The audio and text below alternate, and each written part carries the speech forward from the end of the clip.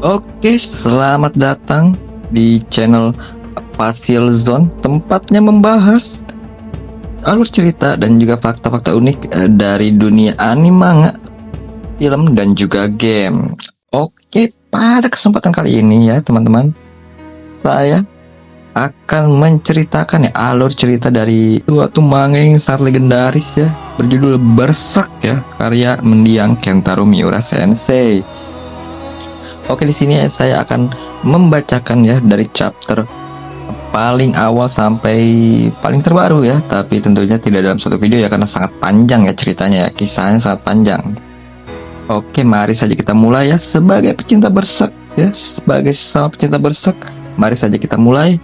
Ini dia Berserk Arc the Black Swordman chapter A0. Oke, panel dibuka ya dengan adegan yang sangat tidak senonoh ya. Ya, karakter utama kita ya, Guts ini sedang melakukan enak-enak. Tapi tidak diduga ya, wanita yang dia gauli ya ternyata adalah seorang apostel ya, seorang monster ya. Apostel ini ada monster di dunia Berserk ya. Dan saat sudah si wanita monster ini siap menyerang Guts, rupanya ya Guts ternyata sudah merencanakan ini semua ya. Sudah masuk kalkulasinya ya. Dan langsung saja ya dilesakannya tangan meriamnya ya, cannon armnya, langsung saja ditembakkan dan langsung ya koit ketika ya si monster wanita ini. Singkat cerita ya, Guts menjalankan perjalanannya dan memasuki suatu kota ya, yang dimana juga di situ ada ini ya, Guts melihat kayak para bocil-bocil ya, kayak dikurung gitu ya, seperti mau dibawa ke suatu tempat. Dan akhirnya Guts memasuki suatu kedai ya, ini mana dia melihat para ya bandit-bandit berdebah gitu ya, yang sedang melakukan permainan yang bertujuan untuk ya membunuh ya yang ya sepertinya adalah pre-elf ya, ini manusia capung ya. Dan di situ ya Guts minta izinnya kepada pemilik kedai untuk sedikit mengacau ya, dan langsung saja kan Guts langsung menyerang bandit-bandit tersebut ya. Terkena saja ya, langsung yang lain pun diserang juga ya dengan panah dari crossbow-nya milik Guts. Di situ ya, Guts menghampiri satu pria ya dan bilang ya ke dia kalau misalnya pendekar pedang hitam ya sudah datang gitu kan. Bilang ke bosmu gitu ya. Kayaknya Guts ini tahu ya siapa bosnya si para bandit berbahaya ini ya. Dan akhirnya dikeluarkan saja pedang besar milik Guts ya, yang kalau misalnya secara akal manusia ya, secara logika manusia ini nggak bisa diangkat sama manusia ya, tapi ini Guts memang beda ya. Langsung saja ya, orang ada yang menyerang ke arah belakang Guts, ditebas langsung terbelah langsung kan ya. Nah akhirnya Guts meninggalkan tempat itu dan bilang ya ke si bandit yang masih terluka itu, bilang ke bosnya ya, harus bilang gitu kan. Dan dia si Guts ini sangat mengandalkan si bandit berdebah ini ya untuk menyampaikan pesan dia. Si Pak yang merasa sudah ditolong ya ini ya, si manusia capung ini sudah merasa ditolong, akhirnya menghampiri Guts dan memperkenalkan namanya ya, kalau nama dia adalah Lapak ya. Tapi ya si Guts ini nggak peduli ya, kayak anjir siapa lu gitu. Ya udahlah sans saja kan ya, dan bilang jangan mengikuti dia gitu kan, jangan mengikuti si Guts. Dan alangkah terkejutnya Guts, ternyata dia sudah dihadang oleh pasukan ya, oleh prajurit dari kota tersebut gitu ya, untuk menangkap Guts. Dan rupanya singkat cerita Guts ini tertangkap ya, dan akhirnya masuk ke ruang penyiksaan dan langsung saja dihajar ya oleh Algojo-nya. Tapi si Algojo-nya terkejut gitu, kayak anjir ini si Guts kok nggak bersuara gitu ya, kuat banget nih orang gitu kan. Langsung saja datang ya sang wali kota dari kota tersebut. Dan ya si wali kota ini bilang gitu ya kalau mereka nih, si wali kotanya kerjasama gitu kan ya sama si para bandit gitu, karena si para bandit ini menyerang kota terus gitu. Si Guts saya nyindir gitu ya, apa gunanya ini prajurit gitu ya. Tapi kata si pak wali kota, bandit itu beda gitu ya, soalnya dia bener-bener ngeri gitu kan ya, kayak keluar dari lubang neraka gitu kan ya, bener-bener ngeri gitu. Nah si Guts ini tahu gitu, ini makhluk apa si ketua bandit ini, dia tahu makhluk apa gitu kan. Dan si Guts nebak kalau misalnya si Pak Wali Kota ini menyediakan hidangan gitu ya, berupa manusia-manusia kecil ya, yang mungkin Guts tadi lihat gitu ya. Nah, si Wali Kota ini ya kayak kesel lah gitu ya, kayak anjir kebongkar nih gua nih. Dan karena udah terserang egonya, dan ya apa ya, si Pak Wali Kota ini mementingkan diri sendiri ya, terus dia bilang kayak anjir udahlah siksa terus, langsung sigat lah, siksa aja. Akhirnya si Pak Wali Kota ini kan menuju ke tempat si ketua bandit ya, dan bilang ke si ketua bandit kalau si Workman tuh udah ditangkap gitu kan. Dan si ketua bandit nih ya seperti sedang makan gitu ya, dan akhirnya melempar kayak sepotong daging gitu ke arah si wali kota, dan rupa-rupanya itu adalah telinga ya teman-teman. Telinga yang dilemparin oleh si wali kota, terkejut lah ya, langsung kayak anjrit lah, ngeri banget gitu. Nah, dan si ketua bandit ini bilang gitu kalau misalnya dia ingin melihat manusia-manusia ini dalam kobaran api neraka gitu kan ya. Tapi si Pak Wali Kota bilang apa alasannya gitu lu mau lakuin ini, dan si ketua bandit bilang kalau dia nggak punya alasan sama sekali gitu kan ya, emang udah dasarnya keji aja gitu kan ya. Dan akhirnya ya si Pak Wali Kota ini kayaknya ya langsung ditangkap saja ya, kayaknya mau dimakan gitu ya. Oke, kita beralih ke Guts lagi kan ya, yang sudah meloloskan diri ya dari ikatan tadi di ruang penyiksaan. Dan dia ya masih banyak kesakitan ya karena sampai tidak bisa berdiri. Dan ternyata Guts dia di sebelah kanan dia melihat suatu benda ya seperti kecoa gitu ya, kecoa berdaging gitu ya. Dan Guts ya sepertinya pernah bertemu gitu ya, karena bilang kau lagi gitu, dan dia bilang menjauh gitu kan ya. Langsung seketika kan dikagetkan ya dengan sosok Pak yang membawa kunci gitu kan. Nah, di situ dia langsung kan bilang ke si Guts ya gitu kalau dia tuh ya bawa kunci gitu kan ya, mau membantu dirimu gitu kan. Ya si Guts ya nggak terlalu peduli ya gitu kan. Dan si Pak ini yang mendekati si Guts ya, sepertinya ingin menyembuhkan si luka-luka dari Guts gitu ya. Tapi si Guts ini ya kayak kesel gitu ya, jangan nyentuh lah gitu kan, lu benci lah gue disentuh serangga kayak lu kan. Nah, tapi rupa-rupanya ya si Pak ini memiliki kekuatan penyembuhan gitu ya, kekuatan healing gitu kan. Dan tanpa basa-basi ya si Pak ini yang menyembuhkan ya luka-lukanya Guts gitu kan.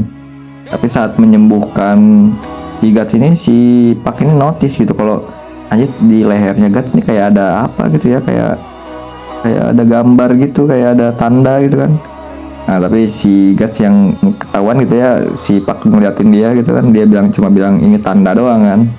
Nah, dan si Pak ini ya langsung saja ya menyampaikan tujuan utamanya, yaitu untuk berterima kasih ke Guts. Namun ya si Guts ini bilang kalau misalnya dia ini nggak niat tolong Pak gitu ya, dia nggak peduli lah gitu kan ya, mau ya si Pak terbunuh dia nggak peduli gitu kan, dia cuma kebetulan aja lah gitu kan. Nah, si Pak yang denger ini ya kesel lah gitu ya, kayak anjir nih orang nggak punya moral gitu kan. Tapi si Pak juga kan, ini kan sebagai pre-elf selain bisa menyembuhkan, dia juga bisa merasakan emosi gitu ya, dan dia merasakan kalau emosi si Guts ini ya ada amarah, ada kesedihan dan takut, tapi dia nggak tahu gitu ini kenapa nih si Guts jadi begini gitu kan. Ya akhirnya ya si Pak ini ya udahlah gitu kan ya, kesel ya karena mendengar perkataan Guts yang sudah ya bilang ya dia serangga lah apalah gitu kan, disundul saja kan langsung kabur ya dari situ ya. Dan rupanya ya kuncinya ya tertinggal gitu kan, dan kesempatan lah buat si Guts buat kabur. Dan saat Pak menuju keluar gitu ya, ternyata kota sudah terbakar dan juga sedang terjadi genosida ya oleh si ketua bandit ya. Langsung diserang saja yang bersama prajurit-prajurit, dan si bandit ini mukanya kegirangan dan sambil menombak seorang bocil gitu ya. Aduh, kasihan banget ya, diminum juga ya darahnya. Dan akhirnya ya langsung saja setelah pembantaian itu, tiba-tiba ya di balik mayat-mayat itu ada Guts ya, dan langsung saja Guts ya tanpa basa-basi menyerang para prajurit-prajurit yang berdebah ini. Langsung diserang kan menggunakan panahnya hingga banyak sekali yang berjatuhan, dan langsung mengeluarkan pedang besarnya ya. Pasukan berkuda ya menyerang Guts, dan langsung saja ya dibelah ya, dengan kuda-kudanya juga dibelah. Gila emang Guts ini. Dan akhirnya ya Guts menantang ya untuk si ketua bandit ini ya, maju lo sini lo. Nah, si ketua bandit ini bilang gitu kan, kalau misalnya kenapa gitu ya, engkau pendekar pedang hitam tuh memburu kami gitu, para apostel gitu ya. Jadi si pendekar pedang ini juga ternyata adalah seorang apostel gitu kan. Dan dia bilang kalau itu adalah kebodohan yang hakiki gitu kan. Soalnya lu manusia biasa gitu, berani-beraninya lu nantang kami gitu ya, menantang kami para apostol yang jelas-jelas super kuat gitu ya, super yang udah melampaui manusia gitu kan. Tapi ya guts ya, nggak menanggapi apa itu bacotan dari si apostol ketua bandit ini ya, dipanah langsung dan pas ya salah satu anak panahnya mengenai mata si ketua bandit. Rubuh lah ya si ketua bandit dari kudanya, langsung saja diserang lagi hingga ngacleng ya teman-teman, ngacleng dia ke suatu ruangan. Nah di situ Satgas ingin menghampirinya untuk segera mengakhirinya lah. Rupa-rupanya Gat langsung diserang dengan ekor yang ukurannya sangat raksasa ya. Dan rupa-rupanya ya si ketua bandit ini sudah berubah ke wujud apostelnya, ke wujud monsternya yang berupa seekor ular besar bertangan ya, mungkin bisa disebut ular kadal gitu ya, karena ada tangan sama kakinya ya. Tanpa basa-basi ya, si Guts ini diserang ya, menggunakan ekor si monster ini yang sangat kuat dan bener-bener telak ya Guts kenanya ya. Dihajar terus ya, berdarah-darah Guts ya, mengeluarkan dari mulutnya darah yang sangat banyak. Dan sepertinya ya, anjir lemah banget nih orang nih ya, kata si monster ya. Langsung saja diraihkan tangan Guts. Dan rupa-rupanya itu adalah momen yang ditunggu oleh Guts. Guts langsung menodongkan cannon arm-nya ya, tangan meriamnya. Langsung saja ditembakkan saja dan hancur sebagian besar ya wajah dari si monster ular. Kesakitan lah dan lepas ya cengkraman si monster ular kepada Guts ya. Guts tanpa menyanyiakan kesempatan langsung meraih pedang besarnya ya, langsung ditebas terbelah dua, mampus sudah ya. Nah rupanya tapi si monster ularnya belum mampus ya, tapi masih tapi dia merengek-merengek kayak bilang ampuni aku gitu ya, jangan bunuh aku gitu kan. Tapi ya si Guts bilang jangan mati dulu kau, bangsat kau. Dia bilang ya, tapi masih ampun-ampun ya si monster ular ini. Dan dia bilang gitu ya, lu tahu gak nih, lu sebagai apostol lu tahu gak keberadaan kelima anggota God Hand? Masih si monster ular ini ya sambil agak-agak gitu dia bilang kalau dia nih monster kroco kayak dia nih nggak tahu gitu keberadaan hal-hal yang seperti itu gitu kan. Ya Guts ini ya yang mendengarnya cukup kecewa dan bilang aja ya udahlah, jangan tergesa-gesa dan nikmati aja gitu ya selagi tubuhmu akan hangus terbakar gitu kan. Dan tidak lama kemudian langsung saja rubuh ya bangunan yang terbakar menimpa si monster ular, dan langsung ya sudah dijamin pasti koit ya teman-teman. Si Pak yang dari tadi melihat pertarungan itu yang ngeri ya, mengidik ngeri gitu kan ya, kayak anjir nih orang kuat banget terus serem banget gitu ya, malah lebih serem daripada monster itu gitu kan. Ya dan akhirnya ya panel ditutup dengan Guts yang bener-bener dengan muka marahnya, dengan wajah marahnya penuh dendam, dan meninggalkan kota tersebut. Oke, segitu saja ya untuk part kali ini ya. Untuk kali ini satu part dulu ya, part A0. Mungkin di video selanjutnya akan bisa beberapa part gitu ya. Semoga ya, doakan ya insyaallah. Oke, jadi sekian saja untuk pembahasan kali ini. Mari kita lanjutkan di next video. Silakan untuk di like, subscribe, dan juga bisa kritik dan sarannya untuk video kami ini di kolom komentar, ataupun bisa DM di Instagram kami di Fasilzone. Oke, see you next time, and billahi taufiq wal hidayah. Wassalamualaikum warahmatullahi wabarakatuh.